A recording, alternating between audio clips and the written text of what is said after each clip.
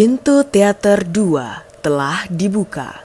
Para penonton yang telah memiliki karcis dipersilahkan memasuki ruangan teater. Kangen nonton sambil makan jagung beledug di bioskop. Kalau masih ragu keluar rumah, kita bikin jagung beledug yang sempat viral tahun lalu yuk. Caranya gampang banget. Haluskan 15 butir permen rasa white coffee menggunakan food chopper CH200 yang fenomenal dengan 4 mata pisau dari Mitochiba. Selanjutnya panaskan margarin secukupnya, tambahkan bubuk permen kemudian gula galeh sampai membentuk karamel seperti ini. Kemudian tambahkan jagung beledug, gula galeh lalu tutup. Setelah ngebeledug seperti ini, jangan lupa digoyang-goyang supaya karamelnya tidak gosong dan menempel ke jagung beledug. Gampang banget bikin jagung beledug ala bioskop. Oh iya, ini semi pressure woknya dari Stand Cookware. Demi apapun ini lebih enak dan murah meriah muntah. Selamat mencoba. Bentar-bentar udah dipanggil, nonton dulu ya.